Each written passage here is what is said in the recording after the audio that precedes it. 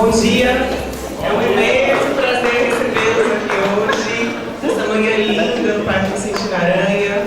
Ontem a FLIM começou em grande estilo, tivemos um encontro muito leve, muito divertido. Alice Ruiz, Andréa Del Fuego, Roberto Estrela d'Alva, sob o comando de Marcelino Freire, nosso curador. Muito obrigada, Marcelino.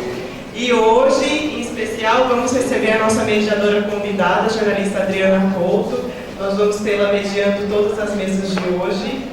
E eu gostaria que vocês aproveitassem, curtissem, se perdessem pelo parque, que tem muita coisa interessante acontecendo. Vamos começar. Seja bem-vinda, Adriana.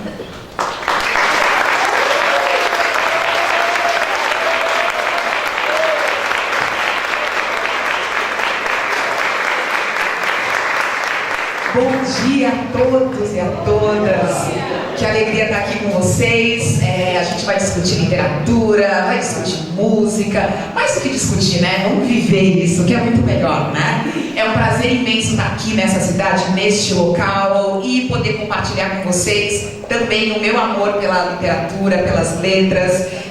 Se vocês estão sentados aqui, eu tenho certeza que algum livro, algum autor transformou a vida de vocês, deixou o seu caminho mais bonito, mais reflexivo. Então vamos nessa. Vamos receber os nossos convidados dessa mesa. É uma mesa, os nomes das mesas, os títulos que o Marcelino deu, eu amo. Então eu não vou deixar de falar o nome da mesa, porque é maravilhoso, porque já é inspirador. Transitando da letra a música, não é maravilhoso? A gente vai receber, começo com a poeta, letrista, maravilhosa, feminista, Alice Ruiz.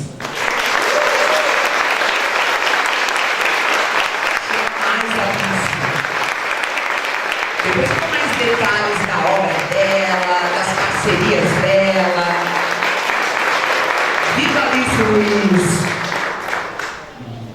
Com a gente também um jornalista, escritor, biógrafo. Ele trabalhou muito tempo, trabalha ainda na área de cultura, um repórter nota 10, JB Medeiros. JB acabou de lançar. Aí, JB. Muito bem, bem-vindo. Falo mais dele daqui a pouco. E que vem entrar agora, dançando. Tá aí atrás, você tá ouvindo, né? Entra dançando que eu anunciei.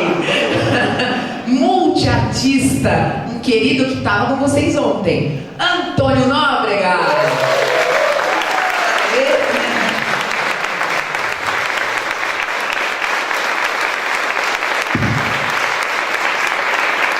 Muito bem, muito obrigada, Nóbrega, pela sua presença aqui. E temos agora a nossa leitora anfitriã. Vamos prestar atenção e receber com carinho a Samantha Cardoso.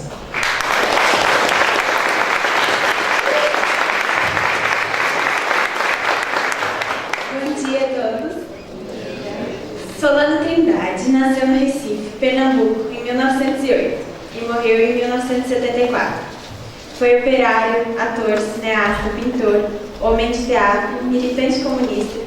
Desde a década de 1930, participou da criação de organizações da luta do povo, como a Frente Negra Pernambucana, o Centro de Cultura Afro-Brasileiro, o Comitê Democrático Afro-Brasileiro, o Congresso Afro-Brasileiro, o Teatro Experimental Negro, o Teatro Folclórico Brasileiro e o Teatro Popular Brasileiro. Sua família, inteiramente de artistas e ativistas, a exemplo de Raquel Trindade e Zinho Trindade, vive hoje em Buenos Aires, São Paulo. Este poema, que foi musicado por João Ricardo e gravado por Ney Mato Grosso, que eu irei ler hoje, chama-se Tem Gente com Fome. Uma resposta ao seu contemporâneo e conterrâneo, o poeta Manuel Bandeira, que havia escrito O Trem de Ferro, em que reproduzia o sonho de um trem, dizendo: café com pão, café com pão, café com pão. Eis como era o trem na visão de Solano Trindade.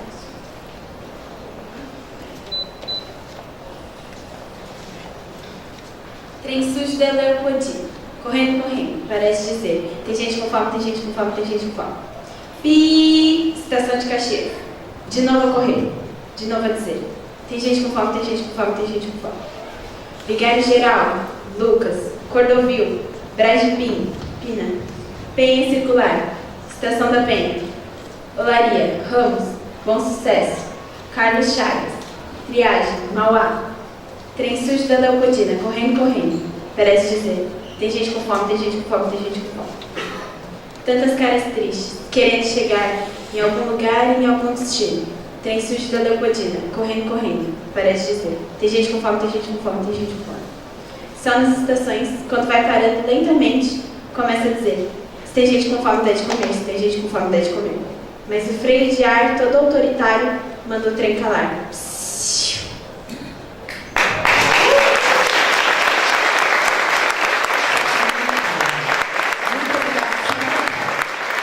Você está em que ano, em que escola você estuda? Eu estou no segundo ano do ensino médio, estudando poliética. Como foi conhecer a poesia do Solano? Você já conhecia? Não, eu não conhecia. É? E o que você achou desse poema que você leu agora? Ih, te deixei numa situação difícil, né? Vai, analise Solano Trindade. Não. Eu só quero que você dê uma impressão sobre esse poema. Muda um pouco a perspectiva do que a gente tem da época, né? Porque às vezes a gente não para refletir que já tinha gente em situações muito ruins lá no começo da nossa história. É maravilhoso a gente poder ampliar isso, né? Muito obrigada. Você vai ficar aqui com a gente assistindo a mesa? Por favor.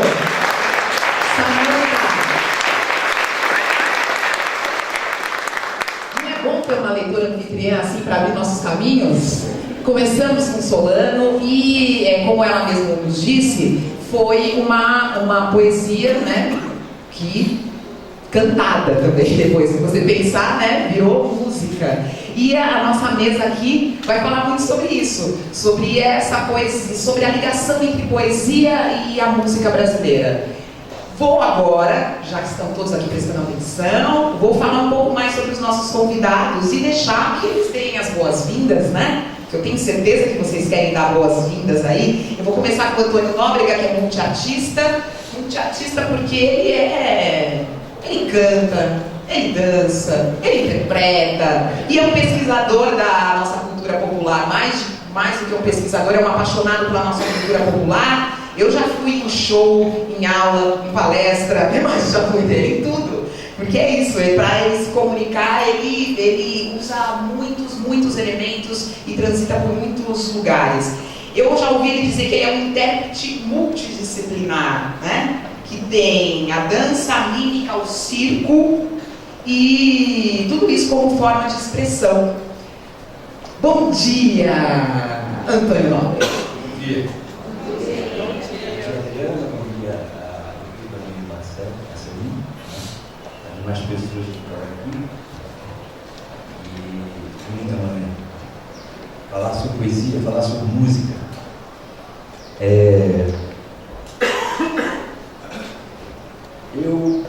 Eu tenho uma história muito curiosa. Quer dizer, não é ainda para começar a falar, mas Um oizinho, mas não sei, mas se o seu oizinho é uma história, a gente respeita. Não, eu vou apenas situar o meu multidisciplinar. A palavra se refere tanto, né? A minha história é: eu sou um recifense e que cedo demonstrei interesse pela música através de, nas horas da refeição, ficar batucando na mesa. Toc, toc, toc, toc, toc, toc, toc. Então, meu pai, que era médico, identificou nessa minha atitude uma possível vocação para a música, né? E então me colocou para estudar violino. Uma relação bem curiosa, batucador, estudar violino.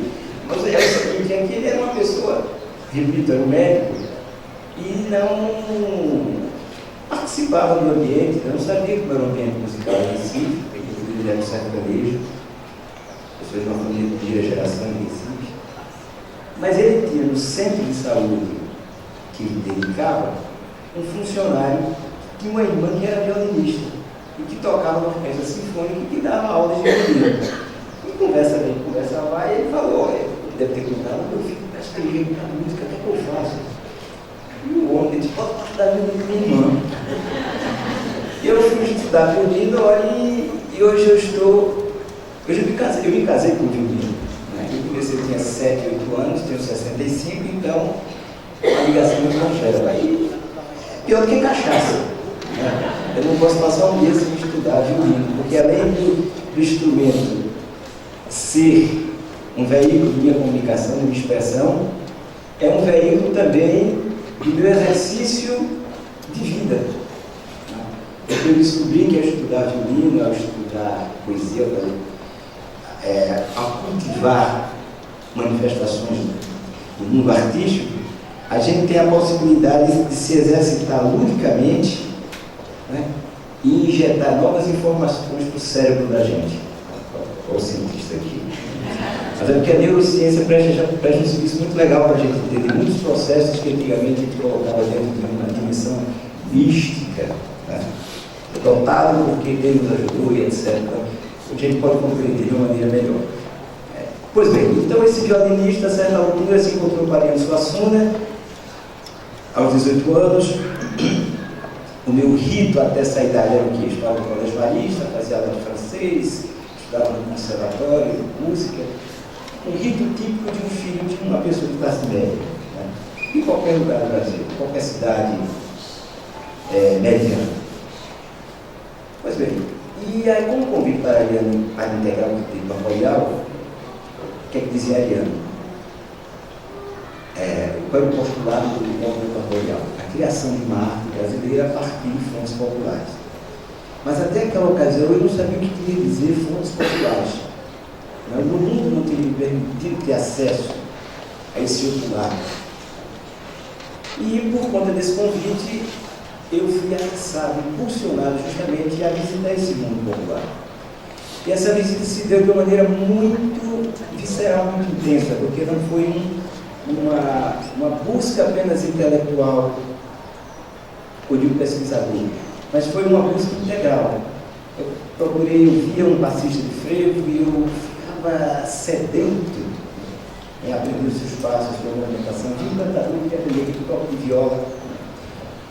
E aí, então, era como uma espécie de um franco aprendedor do mundo popular.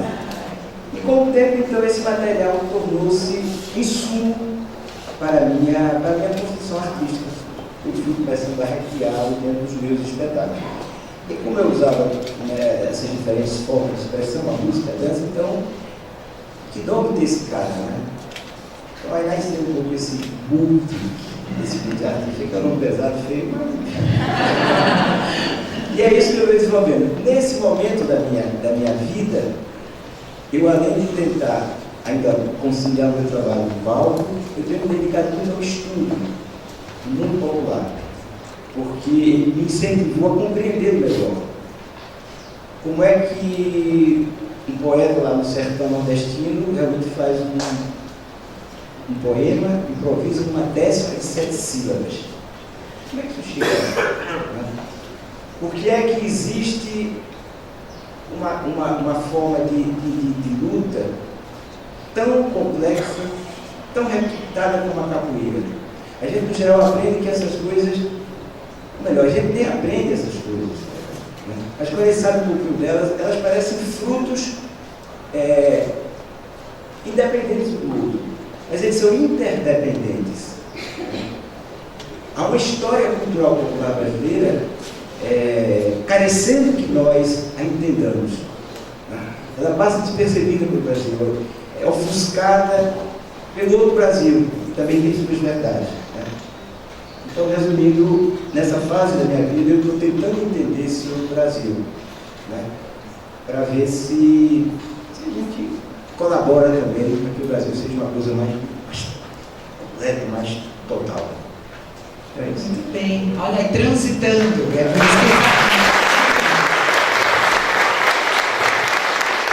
Alice Luiz, mais de 20 livros publicados, mais de 50 letras, mais, né? Poeta, letrista, tradutora. Ai, Calista. Eu brinquei, não, é feminista também, né? E eu gosto de deixar marcado, porque é uma discussão que tem que estar presente sempre. vocês devem conhecer muitas das músicas que a Alice já fez. Ela tem parcerias com o Itamar Assunção, com o Arnaldo Antunes, com o Zé Miguel Wisnik, tem parcerias com a Estrela Leminski, a Vilha, cantada com a Alzira. A Alzira é uma parceira fundamental, cantada por Zélia Duncan, pela própria Alzira, pela Gal Costa, pelo Arnaldo, pela Cássia Eller. Bem-vinda, bom dia, Alice Ruiz. Bom dia. Música, poesia, elas sempre estiveram na sua vida. Você começou a escrever música desde muito cedo? Sim, mas eu não sabia.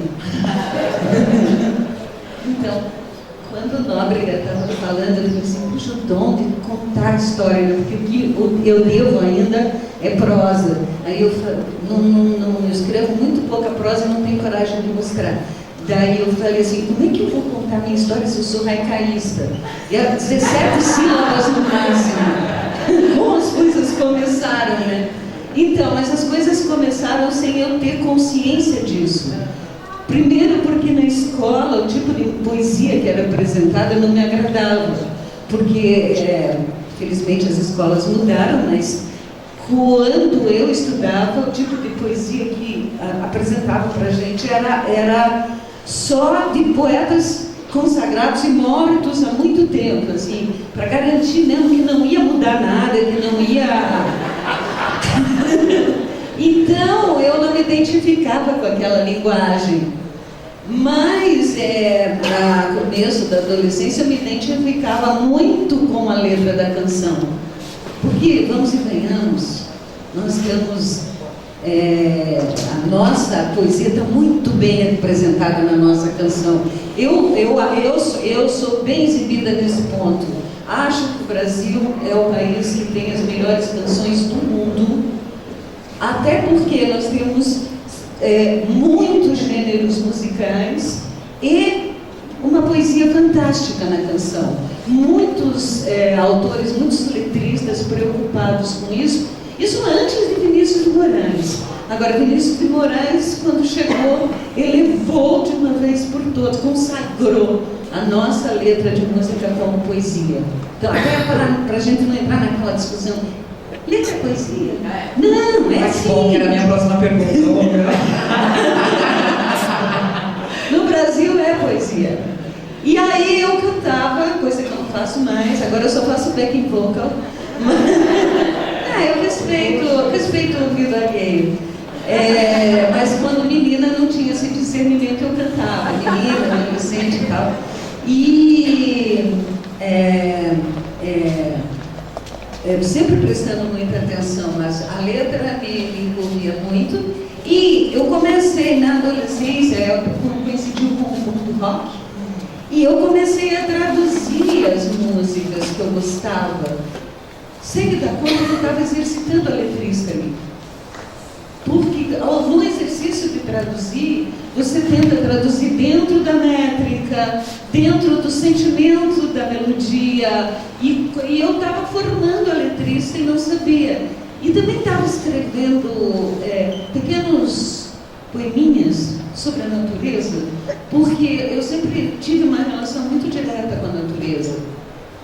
De certa forma, é como eu me realimento.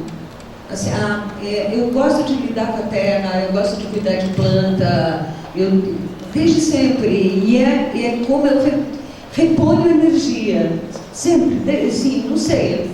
Sempre foi uma coisa clara para mim. E nesse métier, eu ia escrevendo coisinhas que só aos 20 e poucos anos, quando eu entrei em contato com o Haikai, que eu me dei conta que aquelas coisas que eu não fazia a menor ideia do que eram, aqueles pequenos pensamentos sobre a natureza, tinham muito a ver com o Haikai. E aí eu comecei a estudar o Haikai da mesma forma que quando eu, na juventude, conheci músicos, comecei a me especializar, mesmo levar a sério a coisa da letra. E a poesia veio nesse botão também. Comecei a ler teorias sobre poesia e muitos poetas, e até chegar naquele lugar em que eu falei, gente, eu sou letrista, recaísta e poeta. Mas primeiro foi por amor, sabe? Amor por isso, paixão pela palavra, sempre me diverti muito com a palavra. Bom começo. Por amor é um bom começo. Mas sem intenção, assim, sem essa pretensão. Muito bem. JB, eu estava pensando aqui, JB que já passou por grandes veículos, já teve contato, entrevistou, fez reportagens com os nossos grandes nomes da música, já tem um livro publicado, agora o segundo, mais um perfil biográfico de Belchior, outro letrista que a gente tem que prestar atenção, que ensinou para a música brasileira, que tem um marco na música brasileira. Eu vou perguntar do Belchior depois, mas eu queria que você comentasse o que a Alice falou agora sobre essa vocação brasileira da canção, né, de como isso é tão presente. Bom dia, JB, meu Deus. Obrigado pelo convite. Eu estou precisando, porque o meu livro acabou de ser lançado. Tenho que falar dele.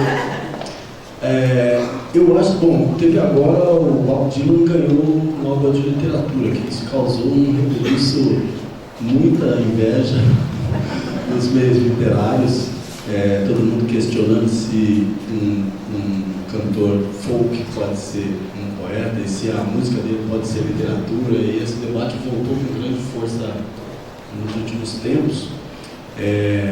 Eu acho que é um debate meio superado até, porque o Brasil, isso talvez vá de encontro ao que a Alice falou, os caras que você tem, por exemplo, na Argentina, os artistas que mais fazem uma interlocução política, cultural com a sociedade, são quase todos escritores. Borges,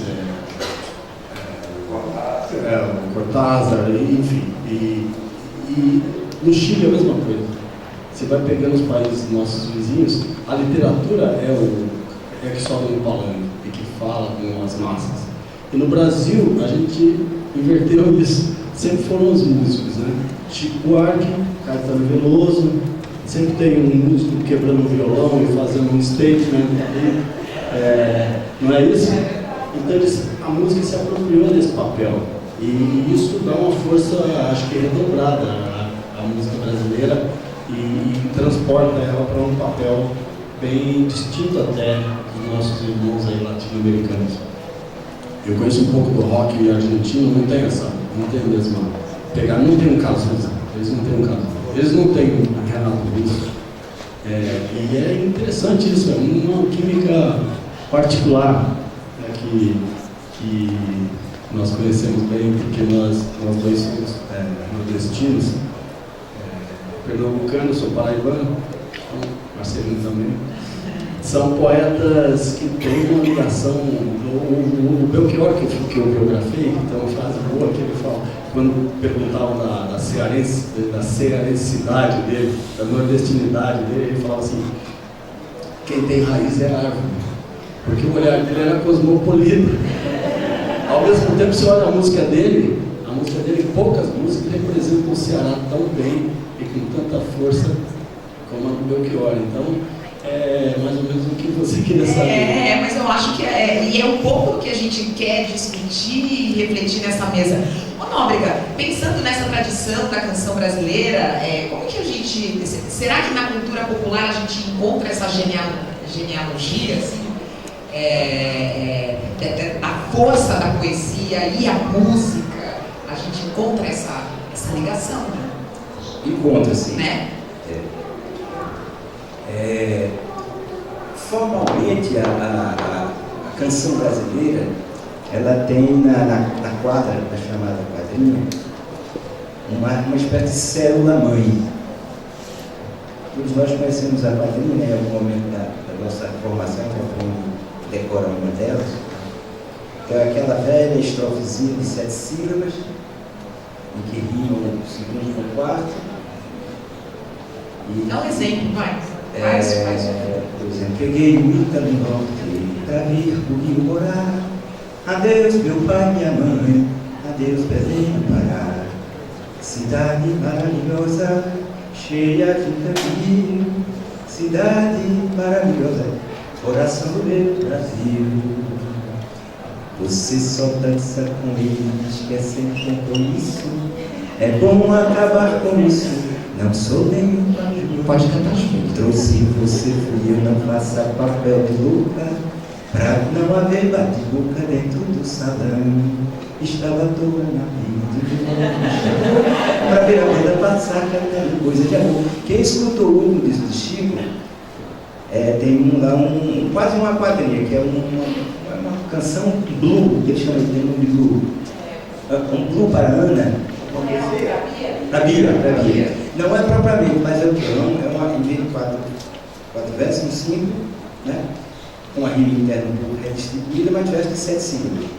Então, o verso de 7 sílabas, além da quadrinha, ele é uma constante na música brasileira. Embora a gente às vezes nem perceba. A gente muitas vezes fala em 7 sílabas. Minha amiga vem cá. Marcelino, como vai? Eu cheguei daqui agora. Tudo é verso de 7 sílabas.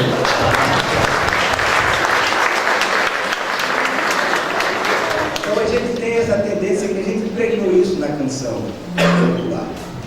Pois bem, existe uma coisa muito curiosa, vou tentar ser sucinto, que no sertão paraíba, pernambucano, vicejou uma poesia de muita riqueza formal. Além da quadra, depois se desenvolve a cestilha, depois a setilha, depois a gemedeira, várias formas. Né? Mas essa poesia, ela não chega, de certa forma, a conversar depois com a poesia da MPB. Né? Mas é uma poesia muito sofisticada. Eu falo, por exemplo, uma décima de 7 sílabas. O que é uma décima de 7 sílabas? Só para vocês terem uma ideia. Décima, porque tem 10 versos. Cada verso tem 7 sílabas. Agora veja vocês como rimam. Rima o primeiro com o quarto e o quinto, o segundo com o terceiro, o sexto com o sétimo e o décimo, e o oitavo e o nono entre si. É uma décima de 7 sílabas. Essa décima de 7 sílabas, ela é cantada pelos cantadores, tirada de improviso. Facilmente, eu não sou poeta improvisador, por isso que eu não vou fazer essa tentativa insana. E de repente essa poesia é cantada pelos cantadores. Como é que esse negócio... Aí você vai estudar, essa fórmula foi inventada por um poeta chamado Vicente Esquivel, no século de ouro espanhol. Estamos lá em 1500 e um pouquinho. E ela é usada por poetas como Caldeirão da Barca, Cervantes, Gil Vicente, nos seus dramas, utiliza essa estrofe. Aí, como é que diabo essa poesia foi parar lá no Nordeste? E utilizada de uma forma cantada. Porque a grande característica de Ailton é que tinha da canção, é que a poesia popular nordestina ela é cantada e com a rítmica que lhe é própria. Pois bem, essas cantigas que eu cantei para vocês, todas elas são animadas por formas de pelos batuques. Peguei bonita no norte, pra me bonita morar. Elas nascem de formas diversionais tiradas nos terreiros, que no início são cantadas em línguas africanas. E depois o português chega e com o tempo eles então as transformam em cantigas cantadas na língua que vem se tornar a nossa língua mãe. Algumas delas são até muito sincopadas. Sincopada é quando o rico fica com vontade mais de dançar. Você só dança e esquece.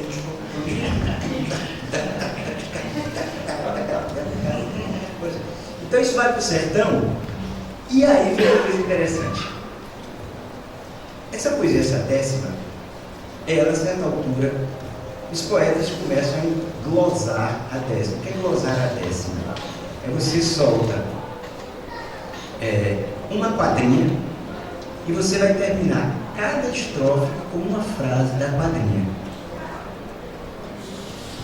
Essa foi uma maneira que essa poesia começa a sair do mundo chamado erudito e começa a frequentar o mundo mais popular. Os poetas, havia um procedimento que chamava-se outeiros poéticos. O que eram os outeiros poéticos? As igrejas, no geral, ficavam sempre numa região um pouco mais alta, daí a palavra outeiro. E na parte de frente dessa igreja, dos monastérios, alguns poetas iam fazer versos para as monjas. As monjas do convento soltavam alguns motes e os poetas glosavam aqueles motes. E glosavam de improviso. E aí, esse procedimento, na verdade, era realizado por poetas semicultos, né? Alguns, sei lá, que tem algum amor, aquelas monjas. E isso vai se popularizando, isso vai saindo do átrio da igreja, vai entrando nas casas de pessoas de maior interesse ou acuidade. E essas famílias portuguesas vêm para o Brasil e imigram para o sertão nordestino, na fase de assentamento da pecuária, para criar fazendas. Então, nos alpendres dessas fazendas, esses poetas, às vezes, nos dias de festa, nos dias de aniversário, alguns poetas, não, famílias nobres, mas que tinham esse hábito de glosar o verso, tiravam esses versos. Os vaqueiros, os trabalhadores que viviam aquilo e que traziam essas cantigas em quadra, com a melodia que traziam do batuque, eles começam então a se utilizar daquelas formas e reaclimatarem dentro do mundo da cantoria. Veja que processo, quer dizer, um processo de uma forma chamada erudita, mas se a gente entender, essa palavra erudita é uma palavra muito vaga. Na verdade, é mais um produto da cultura ocidental. Muitas vezes a cultura erudita está dizendo o seguinte, é a cultura ocidental. Então, aquele mundo que entra no mundo popular, o poeta quer que veja. O que ele faz? Ele coloca a viola, ele coloca uma música, por exemplo, eu tenho uma décima que eu cantei ontem, não sei se quem teve lá, no Licença que eu vou rodar no carrossel do destino, deixo os versos que escrevi, as cantigas que cantei, 5 ou 6 coisas que eu sei e 1 milhão que eu aprendi. Deixo esse mundo daqui, selva, rodeio e cassino, vou renascer menino no país além do mar. Licença que eu vou rodar no carrossel do destino. Vicente Esquivel, eu nunca saberia que um dia eu estaria cantando aqui essa estrofe que algum dia ele inventou. Então eu já sou um fruto desse aprendizado comum popular. Então veja a transversalidade do mundo. E aí é o seguinte, aí eu descobri uma poetisa, para terminar ainda essa conversinha aqui, chamada Cida Pedrosa, uma pernambucana, que nasceu no Arari, na região ali da Serra Pernambucana, né? E teve na sua infância um contato muito grande com poetas populares, com rezadeiras, com cantadores. Depois foi para a cidade e encontrou sua vocação de poesia, mas envolvido nos grupos poetas da cidade, que não cultivavam especificamente esse gênero, ela começou a frequentar outro universo de formatação, vamos chamar assim, poética. Né? Até que a certa altura ela começou alguma coisa ficou pinicando dentro dela, e ela começou a revisitar o mundo da infância, da adolescência dela, em que ela ouvia esses cantadores. Aí escreveu esse livro muito bonito, que é todo ele em cima das formas populares. E ela usa exatamente aqui o mesmo procedimento de uma quadrinha que é dada como se fosse um grande mote, e ela glosa em décima. Então, a quadrinha era o seguinte: ela apanhou, recebeu um poeta popular chamado João Patriota. Era o seguinte: quando a dor se aproxima, fazendo-eu perder a calma, passa uma esponja de rima nos ferimentos da alma. Olha que bonito, né? Então você veja que o poeta aqui rimou até o quartetinho, calma e alma, e aproxima e rima. O que ela teria de fazer? Ela teria de fazer cada décima, construir cada décima, terminando cada uma delas com uma das frases da quadrilha. Seriam 4 décimas. Aí ela fez o seguinte: dormir é ficar sozinho, velejar na mente escura, aninhar-se à loucura, ficar no redemoinho, espelhar-se no daninho, sem ter alguém que reprima, que estanque ou oprima o lado inverso do amor, entregar-se sem temor quando a dor se aproxima. Aí ela vai.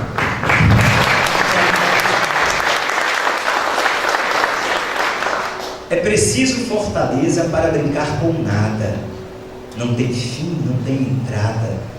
É o traço da incerteza, espelho da estranheza no firmamento da alma. Falta de linhas na palma da mão que não tem saída, não tem destino guarida, fazendo perder a calma. Continua. O poema nasce morto por conta da solidão. O verso páraco e vão navega ao vento torto e se afasta do horto da sombra da obra-prima, e a musa se posta acima sem perceber minha dor. Tomada pelo rancor, passo uma esponja de mim. E entre a dor e o nada há um poeta no meio, versejando sem enleio junto à sombra velada. A rima lhe foi tomada da mão que já não espalma, e não tem chó, nem viva alma que salve o pobre insano e ponha suave pano nos ferimentos da alma.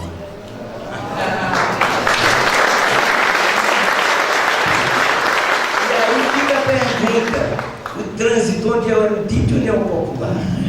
Né? Quer ver esse meio, o cara escreve lá naquele 600 anos atrás, o povo recria, manda para cá, manda para lá. O que na verdade existe, no meu entender, é poesia menos e mais complexa, né? Ou seja, aquela que nos proporciona visitar mais profundamente ideias, sensações, né, que a gente não teria visitado antes, e aquelas que são mais simples, né? Evidentemente tem coisas que não dá no outro lugar, mas aí são pobres mesmo, né? Então eu acho que é isso que a gente deveria ver em relação à questão desses dois mundos, que muitas vezes as pessoas às vezes entendem, até quando a gente fala cultura popular, que cria até uma espécie de linha entre a cultura popular e a cultura contemporânea. O Brasil é justamente a justaposição desses dois mundos. A cultura popular está viva, está acontecendo, não é uma coisa do passado, né? É aqui. E não pode parecer também que o elogio da cultura popular seja um elogio exclusivista e absolutista, né? Ou seja, o patrimônio da cultura ocidental é maravilhoso, o romance, a orquestra sinfônica. Então, no dia que o Brasil puder casar, assim, harmonizar esses dois mundos com a frequência, com o empuxo que eles têm, e está fazendo de certa forma, né? Mas pode fazer mais, eu acho que não dá para ninguém. É verdade. Alice, a gente ouviu o Nóbrega falando de métrica, metendo a história, aí eu jogo para aqui para saber qual o seu processo de escrever a poesia e de escrever uma letra. Eu vou perguntar, é diferente quando você senta e fala, vou escrever uma poesia, e senta, vou escrever uma letra? As pessoas já devem ter te perguntado isso algumas vezes. Já. Mas não é bem senta e vou escrever uma letra. Começo a escrever e daí descubro se é uma letra ou um poema. E tem a terceira forma que eu faço também, que é o haikai, mas isso eu sei. Quase sempre não é sentada, inclusive. É em trânsito? É em trânsito, vou no jardim fazer alguma coisa porque o tema do haikai é a natureza, então. Você não fala nada, é fisgada por algo. E como é muito curtinho, é uma coisa que sempre eu digo que o haikai me acontece. Não sou eu que faço, ele me acontece. Em momentos abençoados. Mas tem uma diferença clara, para mim tem uma diferença clara, que é justamente essa questão da métrica. porque a letra de música pede isso.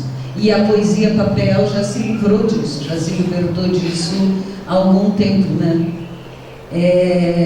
Mas eu volto à forma fixa não só na letra de música, mas o haikai, ele é um pouquinho rigoroso nisso.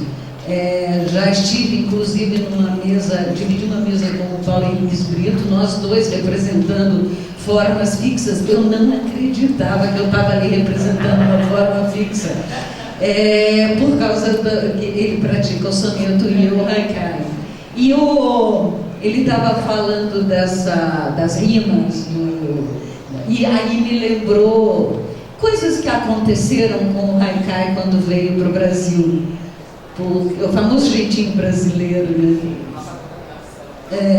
Eu volto para a coisa da diferença entre letra e poesia, mas é que eu queria não esquecer dessa coisa do haikai, porque no Japão o haikai não tem rima. Os 3 versos, o primeiro de 5 sílabas, o segundo de 7 e o terceiro de 5, eles não rimam entre si. No entanto, há uma trama interna, uma trama na linguagem.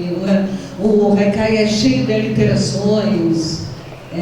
Vamos dar um exemplo e falar um deles para que a gente entre nesse... O problema é que é em japonês, né? Assim, traduz pra gente, por favor. Tem um haikai do Issa que eu traduzi, o verbo IP, flor e folha de espido em pertigas. Em inglês, eu traduzo do inglês para esse dicionário japonês-inglês. Em inglês, isso é japonês. The kiri tree lost flowers and leaves and grow up. Fica maior, né? Acho que é isso, a tradução literal que o Blythe fez. E agora em japonês, para ver as aliterações. Kiri no ki ya tekipaki shite tsuntotatsu. Tem esses k e o t interno. Ele não rima, mas E o kiri é a árvore de kiri, que eu traduzi para IP, porque é uma árvore tradicional do Japão, mas que veio para o Brasil, mas que não vingou.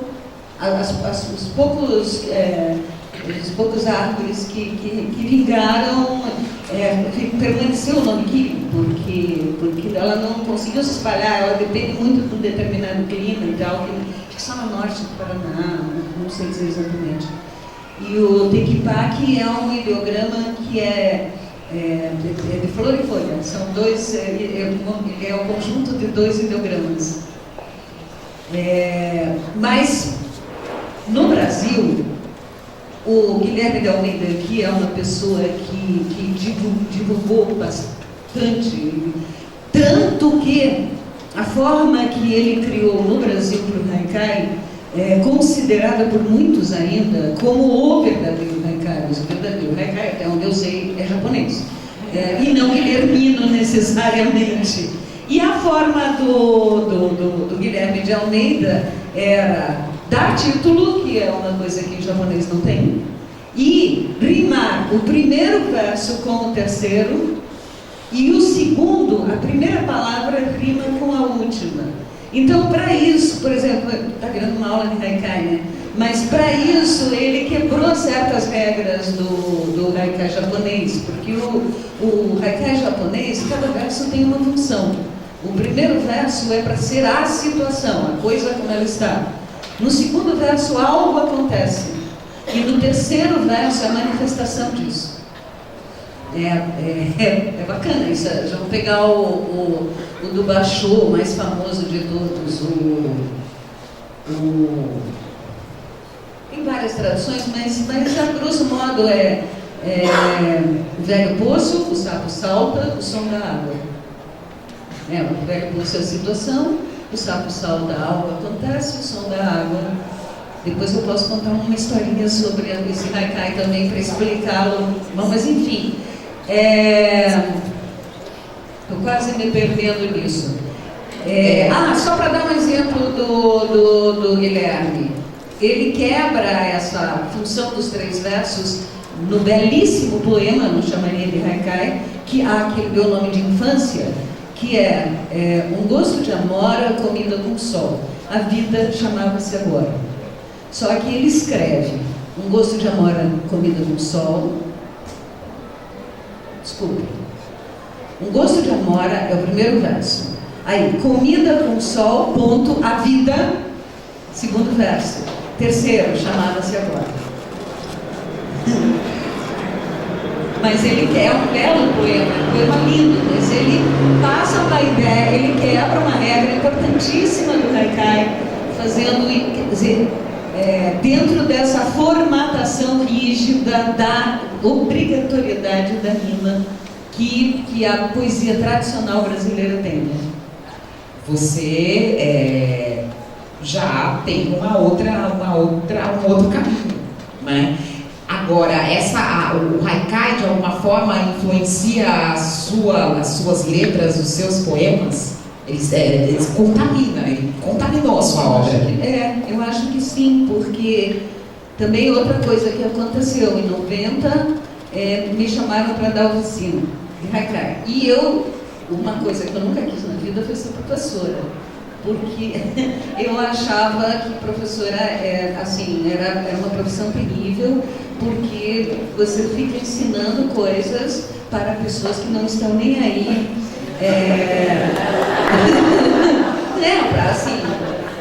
Eu morria de medo, de pena das minhas professoras e dos meus professores. Mas daí é diferente quando as pessoas se inscrevem, porque elas têm afinidade e estão interessadas no assunto, é outra coisa. Então, ensinar te levou. Exato. Quando eu comecei a dar oficina, me convenceram a dar oficina, eu inventei uma didática e deu certo. A partir disso, eu comecei necessariamente a fazer mais haikai. É uma coisa que, sabe, aconteceu. E o haikai acabou influenciando. Eu não sei se já era da minha natureza ser mais contida, mais concisa. Isso me criou. Porque o haikai, como eu contei, aconteceu antes de eu conhecê-lo. Então, sabe, é uma coisa meio... Onde começa um, onde termina outro, onde essa pois é, mas de qualquer forma, eu acho sim que mesmo nas letras, me pautando por essa concisão, no sentido de evitar ser prolixa, sabe? Eu não vou, por exemplo, por mais que eu admire a maestria que é você construir 4 estrofes de 10 versos, sendo que o último vai rimar com, e todos eles com uma métrica rígida. Eu admiro essa maestria, mas eu jamais faria isso, porque eu estou muito mais preocupada ou ocupada em dizer o suficiente com o mínimo de palavras. É outro caminho. E você vai, daqui a pouco, me responder a partir de um exemplo de uma música, como é que acontece o seu processo criativo, que foi a pergunta, mas eu quero passar para o Jota. E quero que você use a obra do Belchior. Não me respondeu, mas tudo bem. Não é, mas a gente falou de haikai aqui, tá todo mundo prestando super atenção e a gente vai voltar nesse assunto com certeza. E você fez uma ligação maravilhosa com o que o Nóbrega falou. Mas é que na verdade ele me inspirou com aquela... Muito melhor, esqueça o mediador. Deixa ela pra lá. JB, Belchior, a canção do Belchior, as letras de Belchior. Você que se aprofundou, primeiro, por que é que você quis escrever sobre o Belchior? Você tem uma paixão por ele, tem uma ligação na sua vida. Claro, todo mundo tem. Todo mundo tem? Todo mundo tem. Alguns mais, outros menos. Eu lembro, eu sempre conto essa história, que eu estudei em Curitiba em 80. Fui fazer. Ponta pra ela. Curitiba. É uma referência de Curitiba. Mas você já falou assim, ó, o meu amigo do Nordeste, quando eu estive em Curitiba. Na época eu era moleque, tinha no muro perto da Universidade Federal, tinha uma pichação assim, Paulo Leminski. Paulo Leminski. Vocês sabem que a Alice foi casada com o Paulo? Casada? Não, né? Namorada? Morou muito. Tá, 20 anos juntas, de namoro, tá? E aí, né, nessa época eu tinha só para ouvir música, eu tinha um toca-fitas de carro adaptado para energia elétrica, que eu ouvia, eu tinha 3 fitas. Uma era a Alucinação, do Belchior, a outra era A Peleja do Diabo com o Dono do Céu, do Zé Ramalho, e o outro era Desire, do Bob Dylan. Eu tinha muito mais o que fazer na vida, eu ouvia aquelas coisas dia e noite. E finais de semana, que eram solitários, naquela metrópole fria, eu ouvia muito. Então essas coisas se viraram parte da formação, da minha formação afetiva e tal. Mas eu vivo há 32 anos, eu ganho a vida escrevendo crítica de música. E isso começou de uma forma meio aleatória, assim, um acaso, região da vida da gente. Eu estava e aí fui fazer uma universidade em Londrina, depois em Curitiba, de jornalismo, e eu morava na casa do estudante universitário. E eu estava prestes a ser expulso da casa do estudante universitário, porque era 1984, a gente tinha subido na fachada da casa do estudante à noite e colocamos uma faixa gigante, assim, diretas já para o presidente.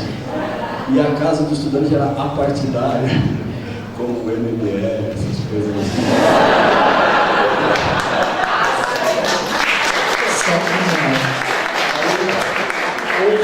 Houve um julgamento sumário e nós que depredamos a casa do estudante entramos na lista dos expulsos ali, dos prestes a ser expulsos. E eu estava no desespero, porque eu já não pagava a minha cerveja muito bem, os amigos é que pagavam. Eu peguei um disco que era de um ano antes, era um disco novo, e escrevi uma resenha, tipo um ensaio sobre o disco, era The Wall, do Pink Floyd. E enviei para a única grande revista de música da época, que era a Som 3, cujo editor era o Maurício Kubrusby, que hoje é da Globo, que é um cara muito bacana.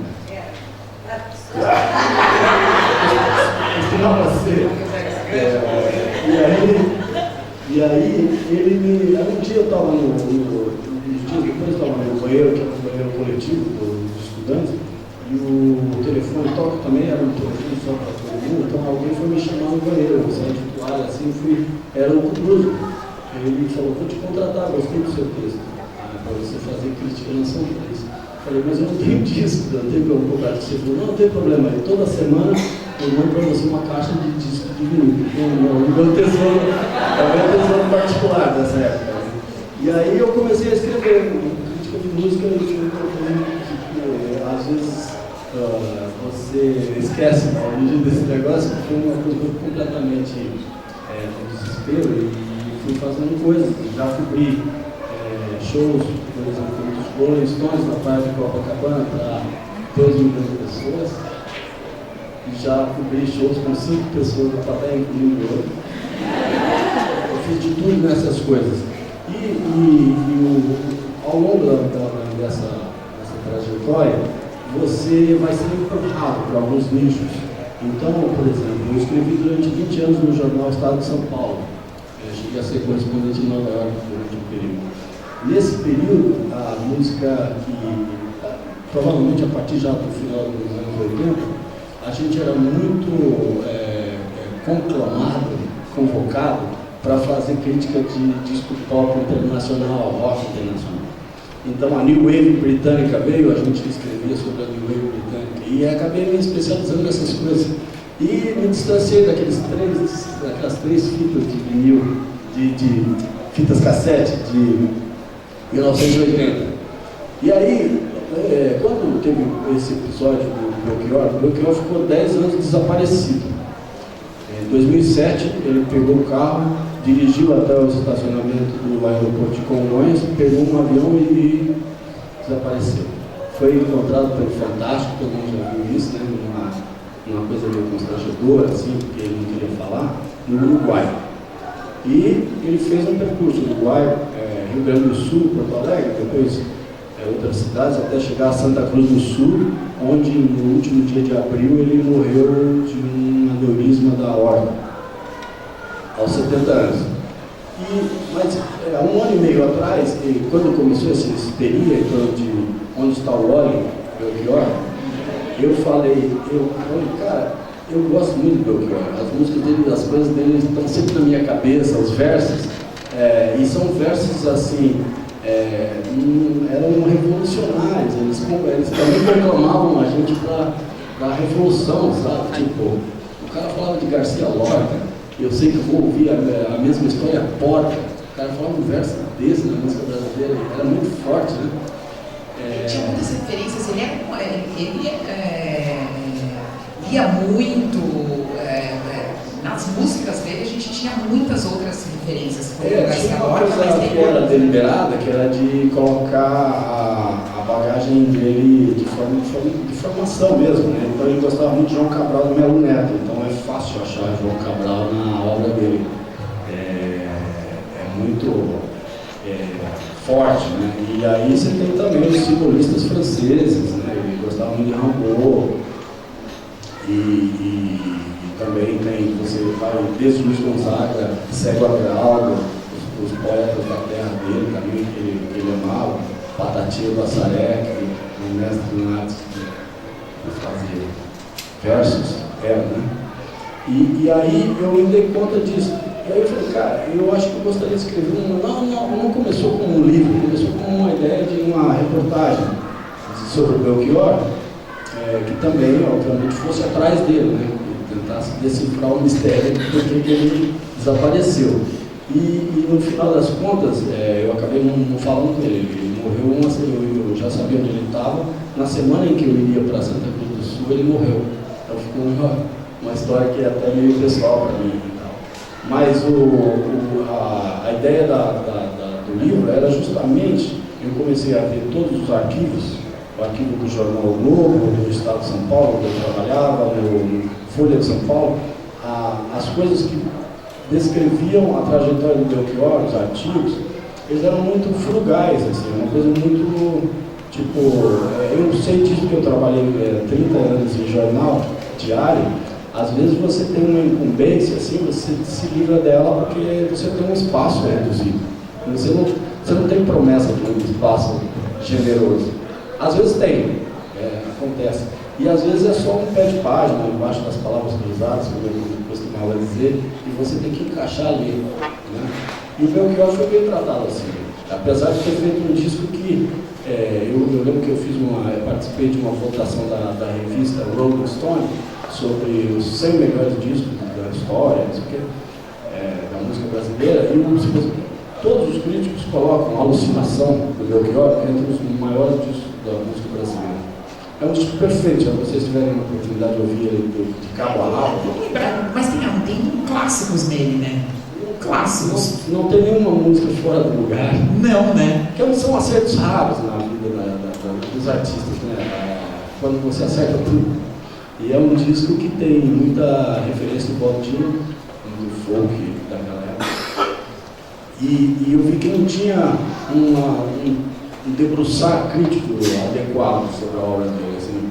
Então o meu livro, de certa forma, tem um pouco essa ambição de recuperar, fazer como se fosse algo fresco, novo, pelo menos em relação aos discos mais importantes dele, que são os 3 primeiros, fazer um apanhado crítico disso, com os truques que eu aprendi dessa sobrevivência, dessa arte de sobrevivência ao longo dessas 3 décadas, de recuperar isso e também contar a história dele, que é um mistério. Ele inventou o próprio nome, é um cara, eu sempre brinco, falo que ele falava que você pega os verbetes da Wikipedia, por exemplo, o nome que aparece lá é como se fosse Didi Mocó, Sorrisal, no fundo, colesterol, que o Didi inventou, que é uma brincadeira, ele, mas você não pode grafar que o cara se chama assim. E o nome do Belchior era, aquele cara que está nesses verbetes, era Antônio Carlos Gomes Belchior Fontenelle Fernandes.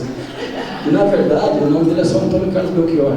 Os outros nomes ele agrupou da família, porque o Pasquim, numa entrevista em 76, 77, fez uma entrevista com ele, viu que havia essa lacuna biográfica dele, e aí o Jaguar, aquela turma de malandros velhos, convenceram ele só para ter uma manchete de capa, que era assim, o maior nome da MPB. E aí eles inventaram esse nome. Ele inventou outras coisas, nessa entrevista ele inventou outras coisas sobre ele mesmo, só falava de biografia. Os irmãos eram um mistério, ele falava que tinha 23 irmãos. Daí eu comecei a contar os irmãos pelo depoimento dos próprios irmãos. E nunca bate, não bate a 23. Mas são muitos. São 2 casamentos, o pai dele casou 2 vezes, a primeira mulher morreu, mas tem filhos que nasceram e morreram um mês depois, então... E a história dele também, dos irmãos, tem outra história de desaparecimento, não tem? Tem um irmão desaparecido também? Você leu dele? Eu? Estou aqui à toa, né, gente? O irmão mais velho dele, que se chama Wilson, lá pelos anos 70, ele saiu de casa uma bela tarde e voltou 20 anos depois. Que é um caso, eu acho que a psiquiatria, as ciências desse ramo, um dia vão ter que se debruçar com calma sobre essa família, porque o próprio irmão dele, Gilberto, que é um cara muito gente fina, engenheiro lá em Fortaleza, me disse que todos são malucos na família. Todos são malucos, só eu que não fugi de casa. Antônio Nóbrega, você já quis desaparecer? Peguei o gancho, gente. Além dessa pergunta, eu também quero saber se você compõe, qual é a sua relação com composição? Eu componho, mas eu sou mais músico do que o letrista, né? Inclusão também, mas não é intensidade. E aí o letrista que te inspira? Ou as coisas acontecem de forma livre, né? De 2 mãos. Às vezes eu dou melodia, poeta, por exemplo, eu sou Freire, Baldo Tavares, são poetas habituais com os quais eu trabalho. Por exemplo, ontem eu cantei uns romances de Ariano, né? Quem estava lá deve ter se debatido com romance no sentido de uma narrativa em verso, pois bem, você vê, são versos de 7 sílabas. Ouçam, meus senhores todos, uma história de espantar, lá vem a nau Catalinita, que tem muito que contar. Então, toda essa narrativa, ela é monorrímica, ela é só com ar. Contar, só uma rima. E não tem estrofes, é só verso de 7 sílabas.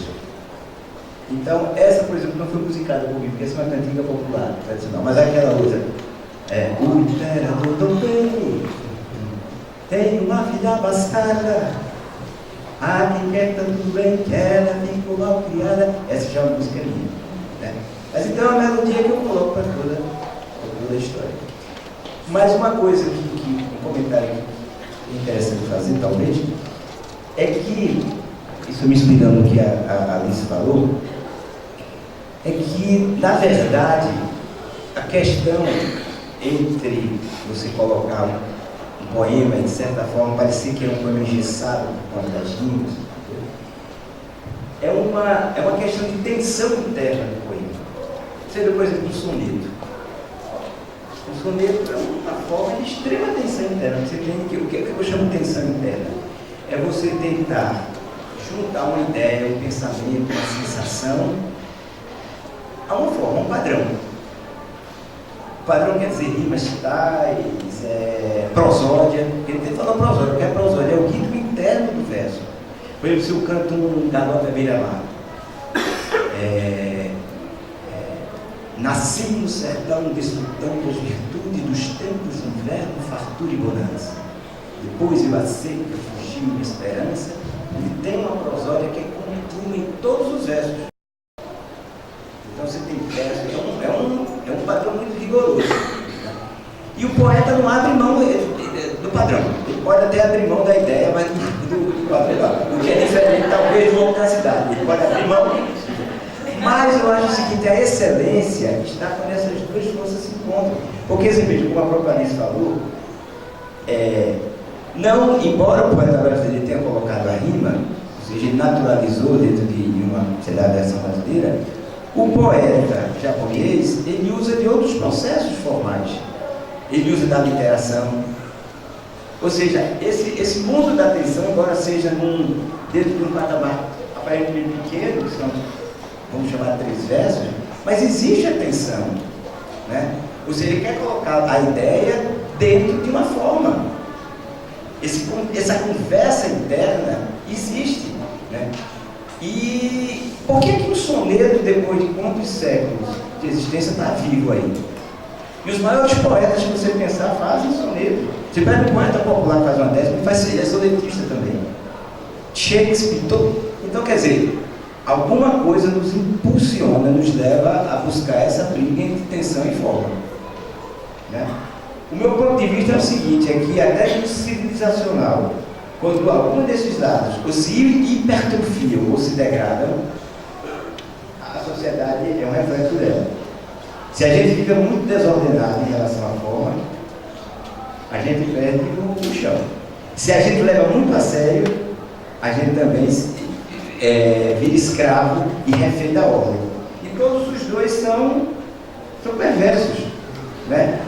É muito arbitrário da minha parte, era um tipo de dizer que existe uma ordem, talvez que busque a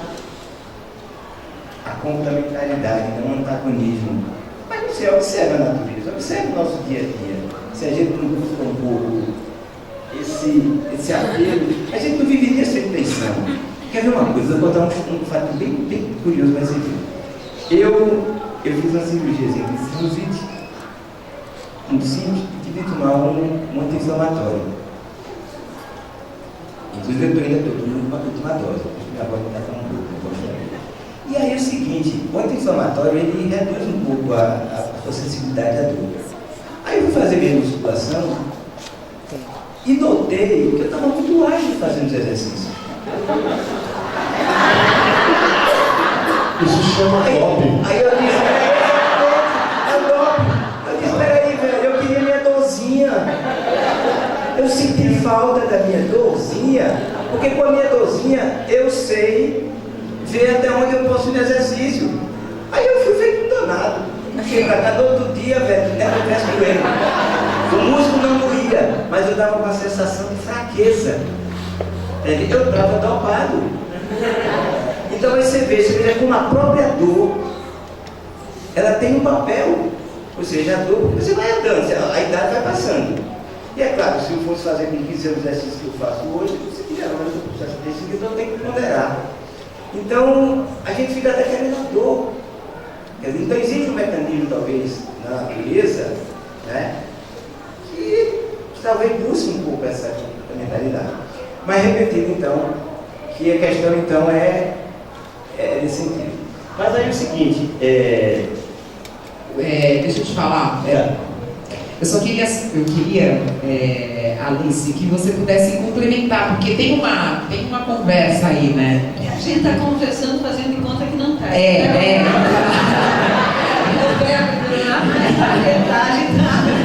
Tem uma conversa aí, e essa dorzinha, você quer sentir também? Para você é importante? Ela não, é fundamental. Isso é fundamental. A tensão criativa é fundamental. Aliás, criar não é prazeroso. A hora, o momento da criação não é necessariamente prazeroso, porque você vai buscar lá de dentro da tua essência, da tua visceralidade, o conteúdo e de dentro do teu conhecimento a forma para que ela se encaixe. Agora, há, Nóbrega, do meu ponto de vista, várias formas de tensão no criar e assim como os conteúdos mudam, né? Assim, o Paulo criou uma frase, eu não sei se era do Paulo Leminski, uma frase que eu gosto particularmente, que é: canções de fracasso não fazem mais sucesso. Não, é porque mudou. Antes, sei lá, na primeira metade do século passado, as canções eram um dramalhão, né? Aquela coisa de sofrimento profundo. A própria poesia tinha muito essa característica. Nós temos, por exemplo, Cruz e Souza ou Augusto dos Anjos, que são os campeões da dor. Mas hoje não são mais assim os sentimentos, e a arte, ela é muito reflexo do movimento do pensamento e do sentimento da época. Então, assim como mudou no conteúdo, eu acho que também o desafio da forma é outro. Mas eu estou falando da poesia. Na canção, o desafio da forma é a música. O desafio não só a música, é claro.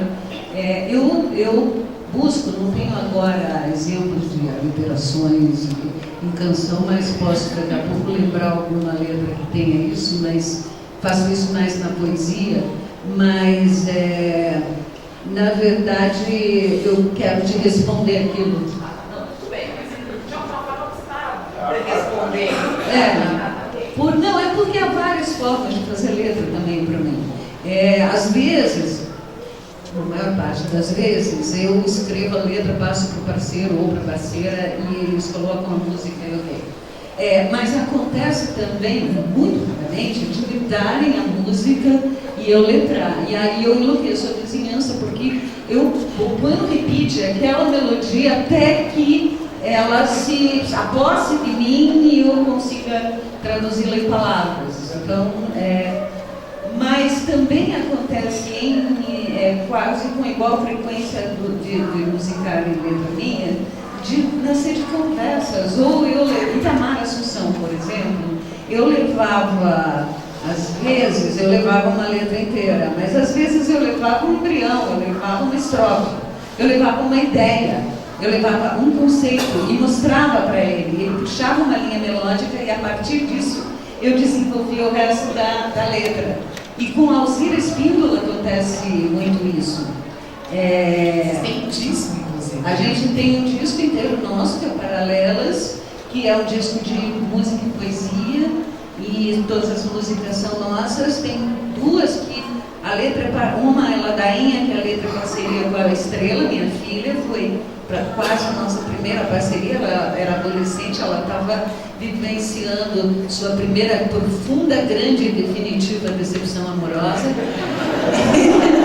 E aí ela veio com aquela ira, e eu fui lá e alimentei a ira também, e a Alzira na música, e virou uma bela ladainha, eu acho, uma dessa parte.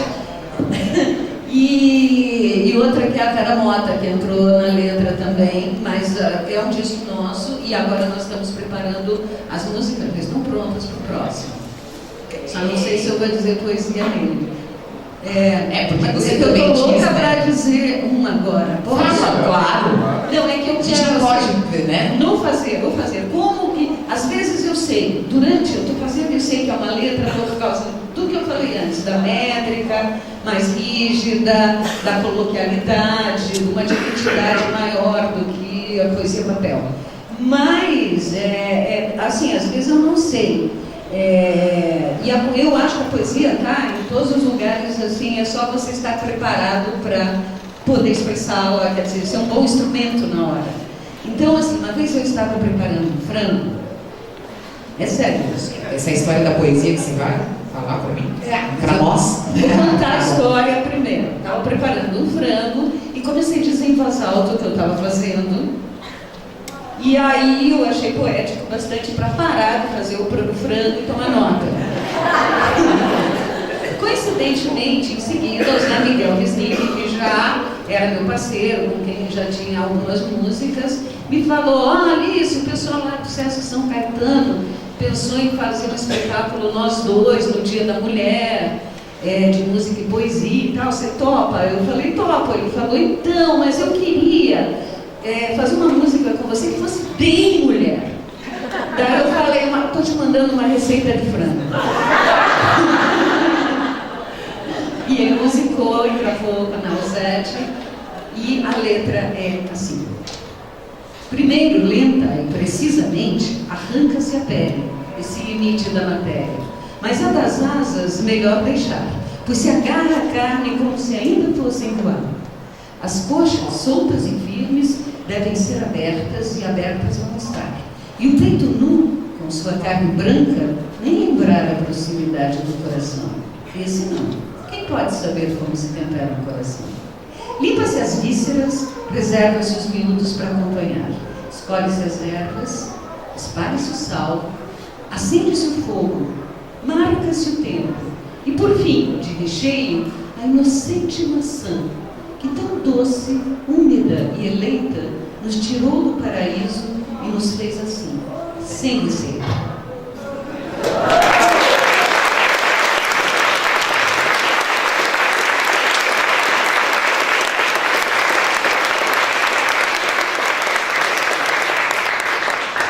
Eu te interrompi, mas eu posso abrir para as perguntas e aí depois? Sim, vamos lá, Marcelino Freire, nosso querido curador. Como é que liga aqui esse negócio aqui? Oi? Oi? Gosto da voz dela, né? Eu que vou passar o microfone para as perguntas, né? E, assim, sempre perguntas muito breves, por favor, para exatamente a gente poder ter tempo de ouvir as respostas. Você já levantou aí a mão, vou até aí, você também, mas um instante só que eu tenho só 2 recadinhos para dar. E também, antes dos 2 recados, eu queria muito, eu já fiz isso, agradeci a toda a equipe, todo o pessoal que faz aqui a FLIM, agradecer a assistência da curadoria do Jorge Figolini, tá? Muito obrigado, viu, Jorge? Eu tive a oportunidade de agradecer. Um aplauso para o Jorge ali, me ajudou muito. E eu queria um aplauso imenso para essa querida, assim, que cheia de compromissos, ela disse, mas eu vou lá, eu vou participar da festa, e tão brilhantemente aqui fazendo a mediação das mesas. Muito obrigado.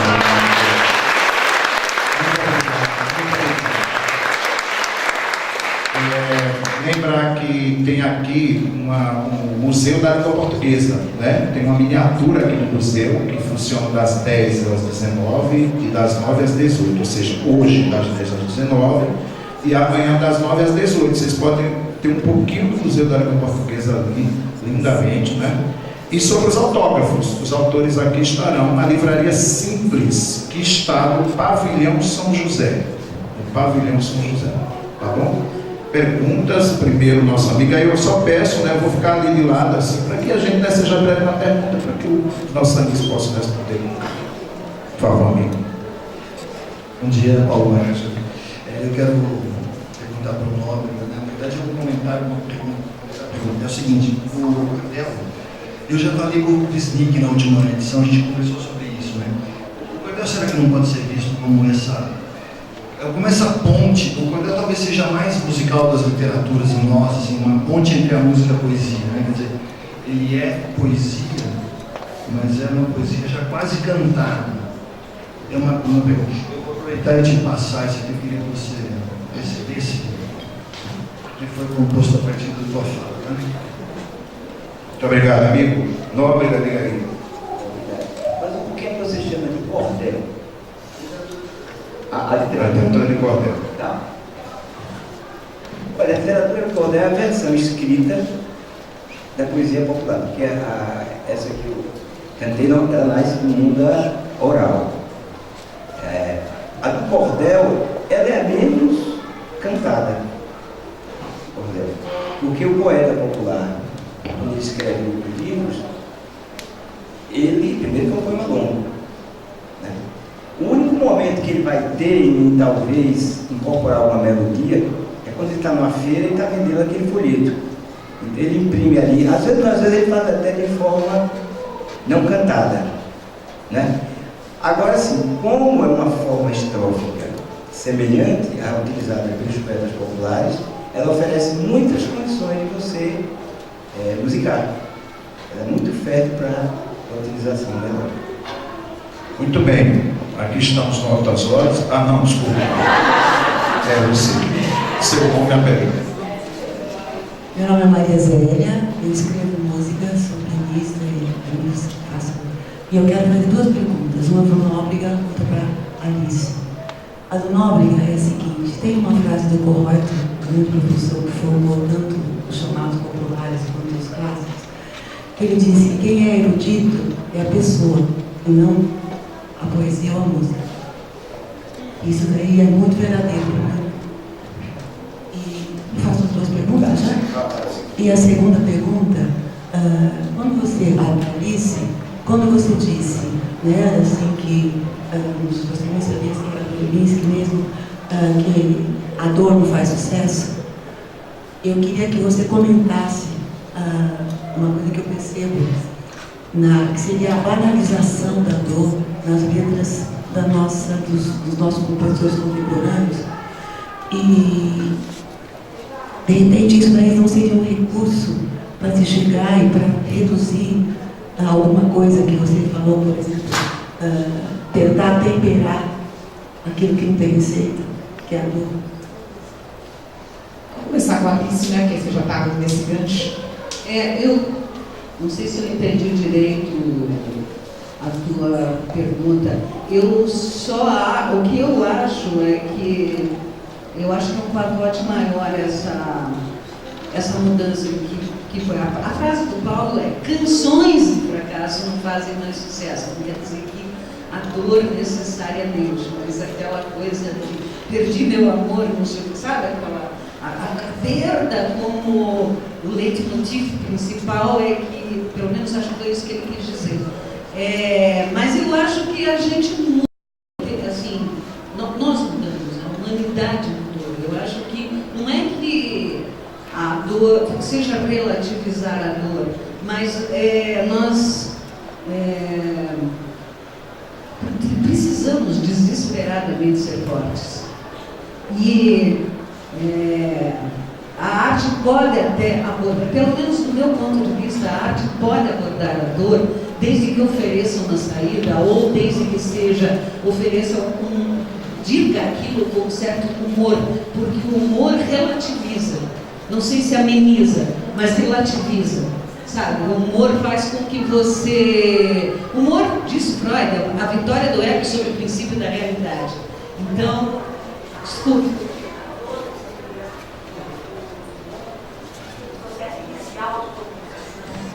A dor não seria essa dor inicial, né, que eu sinto de que quem escreve música, quem faz arte, sente essa dor inicial da produção, não seria um veículo de comunicação. Então eu digo, e por que, de repente, essa comparação com a banalização da dor que a gente vê nessas letras que circulam na massa? Eu não sei por que eles estão fazendo isso. Talvez porque eles sejam, os que produzem esse tipo de coisa sejam realmente rasos. Sabe, assim, você não pode querer essa profundidade de todos. Talvez seja raso mesmo. Eu não sei se vocês conhecem, não sei se é amiga de alguém aqui, mas tem alguns versos, por exemplo, o joelho ralado dói bem menos que o coração partido. Sabe, assim, eu acho que é isso, é uma forma de você deixar ou subo pela escada para elevar a dor. Eu não estou dando o nome de quem fez os versos. Eu só estou dizendo que o verso fica ruim. É isso, sabe? Eu estou assim, a dor pode ser, e é quase sempre, o motor que nos faz criar. É a falta que cria, é ela que cria. Mas não precisa ser necessariamente o nosso tempo. Como eu disse, nós precisamos ser fortes. Eu lembro no período da outra ditadura, da ditadura anterior, da militar, que a gente...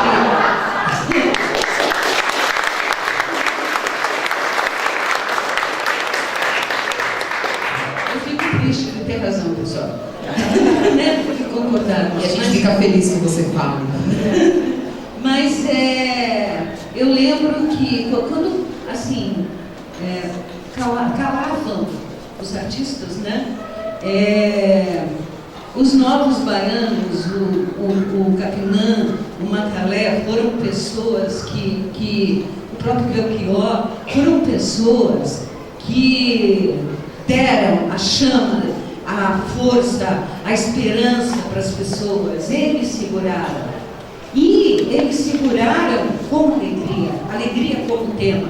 Todos nós estávamos sofrendo, eles também. Mas o tema era alegria, o tema era força, o tema era dance, cante, crie, faça, ou seja, segura o samba porque isso vai melhorar. Melhorou por pouco tempo, mas melhorou. Nós temos mais 10. Nós temos mais 10 minutos, assim, infelizmente. Mas não, eu sei, eu vou passar para ele. Só estou avisando que a gente vai ter, né, 10 minutinhos. Então o Nóbrega vai comentar a história do Benedito lá. E aí mais uma pergunta, quem é? 1, 2, 3. Ela levantou ali, o pai ajudou também, não ficou desse tamanho. Vamos lá, Rob. Não, acho que você vem justamente dizer aquilo que eu tinha falado há pouco. Eu digo, não é uma questão de forma, é uma questão mesmo de competência. Posso fazer um poema erudito, ou seja, é complexo, né? De maior densidade, de vários sentidos. Exatamente, uma pessoa é o sentido de estar no mundo daquela pessoa. Eu vou complementar a minha pergunta aqui, a minha resposta, com um poema aqui que o meu amigo deu, que eu deveria deixar de... Ele compôs aqui acho que aqui agora.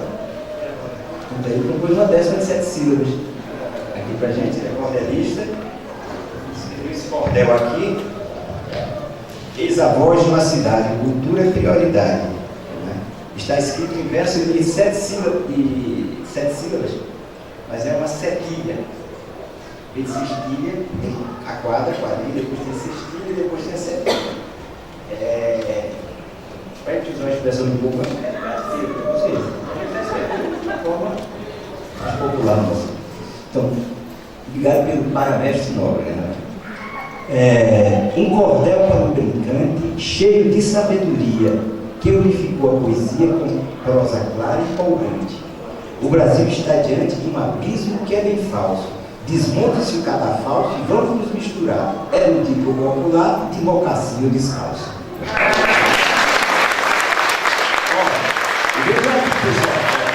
Ele está rimando. Veja a rapidez dele aqui, ó. Ele rimou brincante com empolgante no diante, sabedoria, poesia, falso, cadafalso, descalço, misturar e popular. Quer dizer, é uma prática também, é uma engenharia mental que a gente tem que fazer também. E eu dou cursos lá no Brincante, e à medida que as pessoas vão fazendo a quadrilha, essa estrutura vão andando. Então isso vai também, ó, gerando coisa lá para o cérebro da gente, né? A última pergunta é isso? A última pergunta eu passo para você, para a gente fechar e para eles darmos as dicas, os livros que marcaram a vida deles. É isso? Então, gente. Querida. Meu nome é Jéssica e a minha pergunta é para o JB. Eu vou discordar da Alice quando ela fala da alegria do Belchior, porque eu considero o Belchior um sinal da tristeza, na verdade, né? Ele tem uma música que fala: hoje eu sou triste, mas eu canto muito mais. E a minha pergunta foi muito em relação com a dor. Eu queria que você comentasse um pouquinho desse homem triste e introspectivo, que é o Belchior, e a possível relação desse abandono com a fama. E você falou do MBL, da ditadura que a gente vive. Eu queria que você comentasse um pouquinho também se o desconhecimento do Belchior dessa nova geração que eu me incluo, talvez não seja a gente estar vivendo esse momento de ditadura, de pressão, de amarras artísticas pela falta de conhecimento de artistas que lutam contra isso, porque as coisas ficaram muito grandes. Eu vou começar pelo fim, que é o que eu me lembro melhor. Tem uma coisa curiosa, tem no Facebook tem uma página que é a mais frequentada assim, do Belchior, que as pessoas postam fotos inéditas, letras e tal. E essa página é administrada por muitas pessoas. E eu acompanho para ver como é que está o movimento belchiorano. E aí eu vi que um dia desses eles colocaram um aviso dizendo que as pessoas que estavam postando coisas ali que não se coadunam com a obra e as ideias do Belchior, por favor, saiam, para outro lugar. Tipo, tinha gente pedindo intervenção militar. O cara ouve o Belchior e pede intervenção militar, ele não entendeu nada. Ele não entendeu, ele pode ouvir outra coisa. Então, é uma questão de compreensão, não é geracional. Um abismo mais fino, que o Belchior era um libertário, em muitos sentidos, comportamental, sexual, político, filosófico. Né? Ele era um cara que adorava, no começo da vida dele, ele estudou para ser frade capuchinho durante 3 anos, entre os 18 e 21.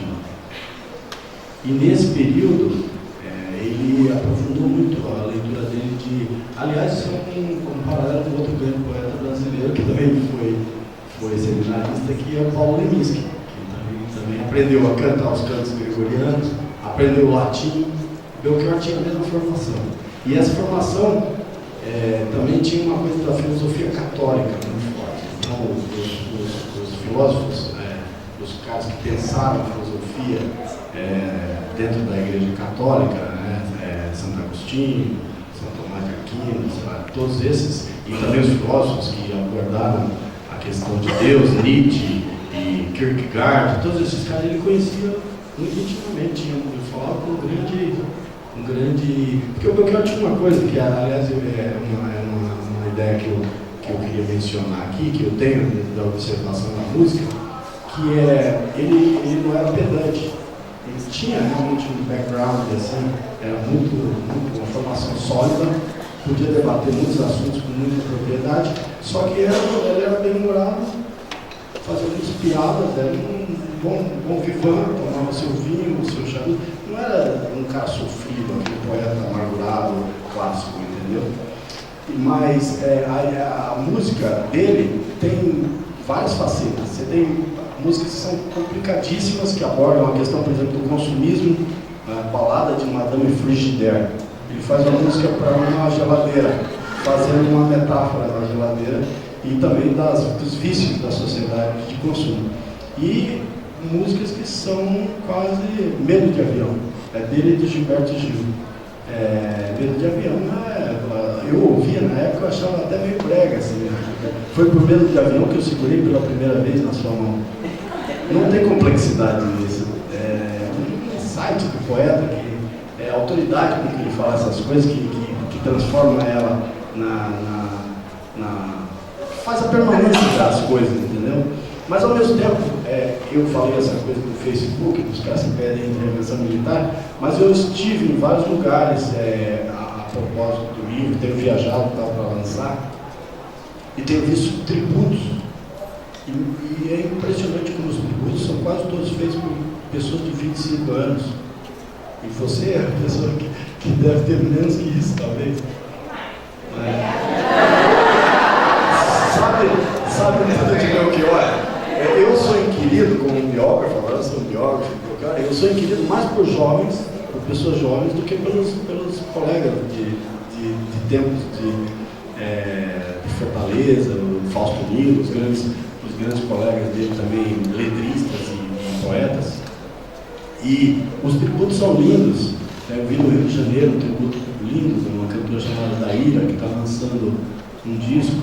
Aí você tem essa idade, são pessoas muito jovens. Ou seja, é impressionante para mim, como jornalista, observar como o impacto daquelas palavras, dos versos, da música dele, como ela alcança. Parece que teve na novela das 8 esses dias, um ator cantou Como Nossos Pais, que é um sucesso maior do Belchior, na voz da Elis Regina, é o maior sucesso da carreira dela.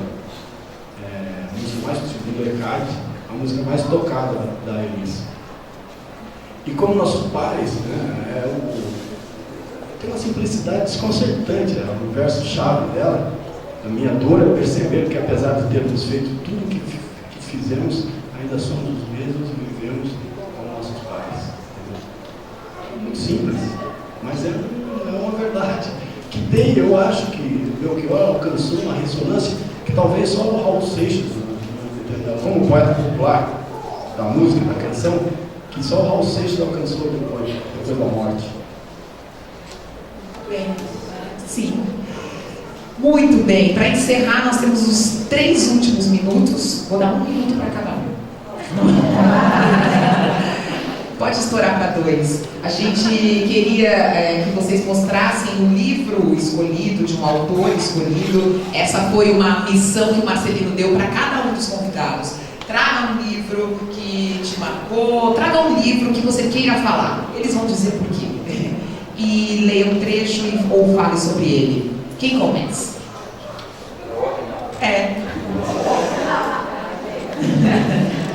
Eu comentei o livrinho, né? Um simpático livrinho miudinho. Cida Pedrosa, poetisa americana. É por uma editora chamada Confraria do Vento. E por que é que esse livro me alegrou bastante? Porque me fez ver que o mundo da poesia popular também pode sair da sua fronteira onde ele parece estar territorializado. Não só eu e meus parceiros e outros poetas também têm um olhar simpático ao mundo popular. Então é isso, eu queria agradecer ao fato de ter sido convidado aqui, a boa conversa que nós tivemos, aos meus parceiros, e a FLIC já está tendo esse começo tão bonito, tão promissor, alcance todos aí os objetivos e os sonhos do querido amigo aí, Marcelo. Boa sorte para todos. Muito obrigada.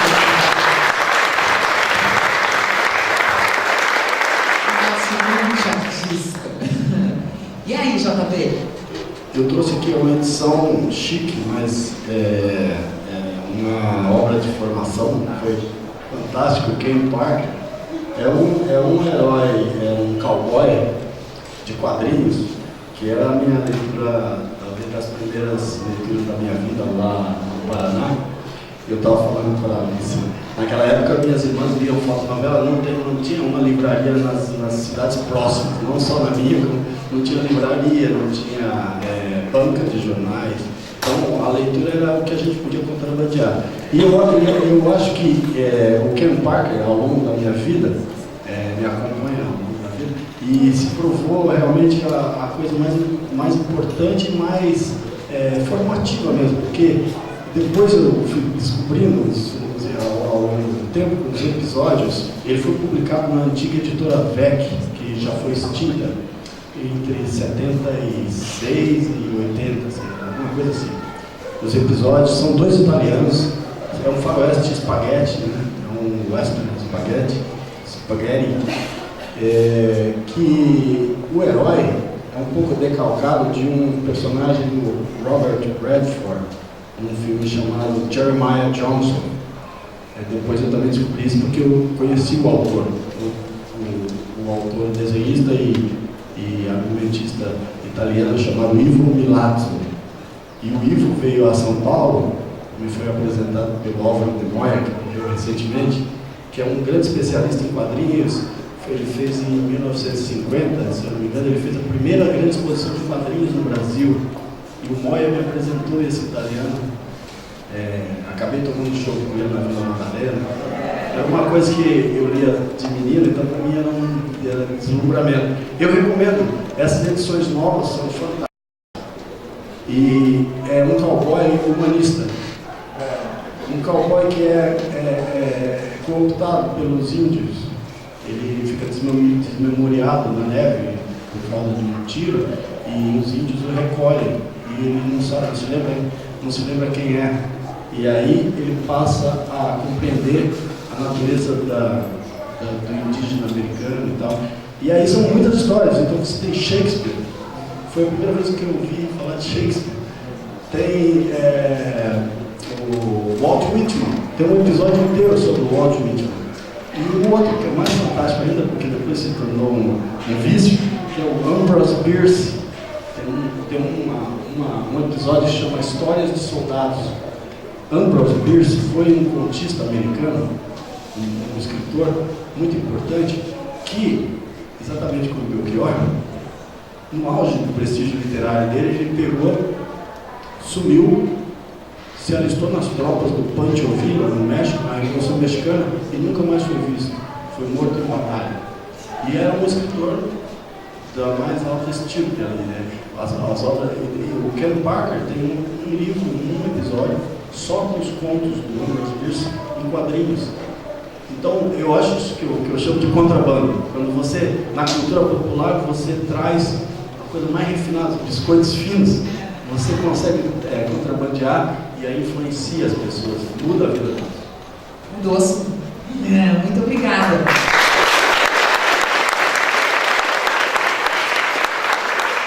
Ô, Nóbrega, você entrou dançando, podia terminar cantando, não quer que a gente não desse violão? Não, é só para ele se preparando, não quer?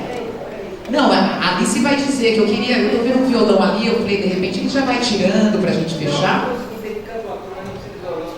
Então eu vou deixar a Alice aqui falar primeiro. Oba. Alice, cadê?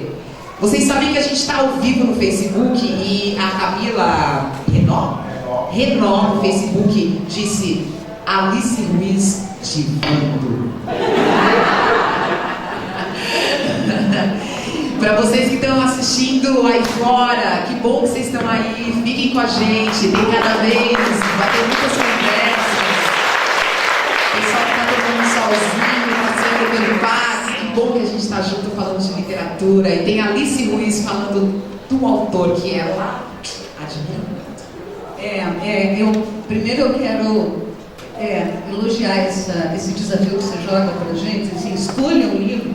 Bom, se eu fosse salvar do incêndio, eu não ia junto, porque eu não ia conseguir escolher. Ou teria trazido uma mala repleta de livros para cá, porque são muitos livros transformadores, né? Aliás, se o livro não é transformador, não sei nem por que a gente lê, né?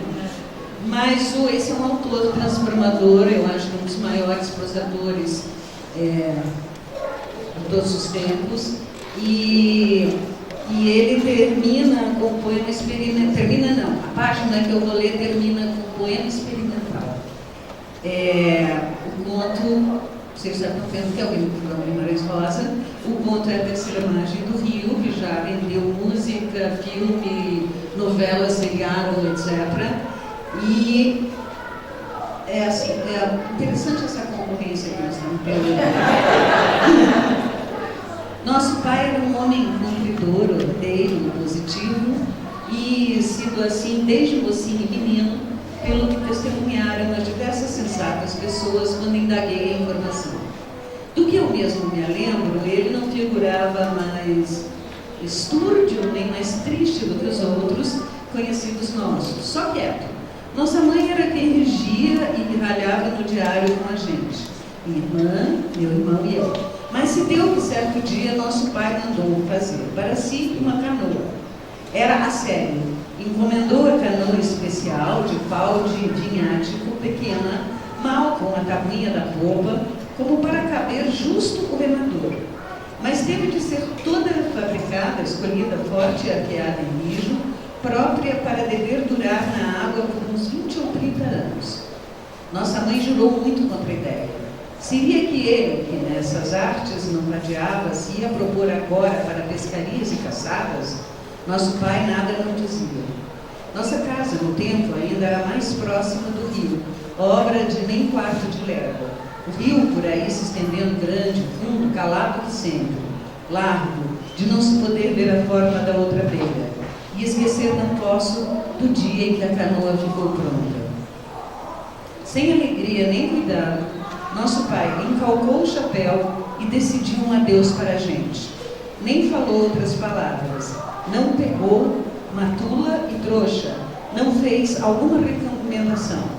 Nossa mãe, a gente achou que ela ia esbravejar, mas persistiu somente alva de pálida, mascou o beiço e bramou.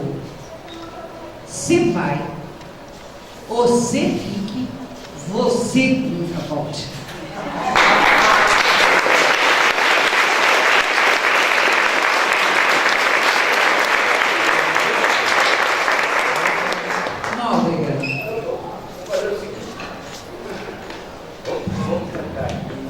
Esse é um gênerozinho chamado Coqueiro da Bahia. Oba! E tem essa toada aqui que pode cantar junto. Coqueiro da Bahia, quero ver meu bem agora. Quero mais eu vou, quero mais eu vou, quero mais eu vou, quero mais eu vou embora. Coqueiro da Bahia, quero ver meu bem agora. Quero mais eu vou, quero mais eu vou embora, quero mais eu vamos. Quero mais ver embora. A borboleta trafega no fino fio do espaço. Sua dança é um compasso a desenhar a aurora. Ruflam asas vento afora, semeando a fantasia. Coqueiro da Bahia, quero ver meu bem agora. Coqueiro da Bahia, quero ver meu bem agora. Quero mais eu vamos, quero mais eu embora.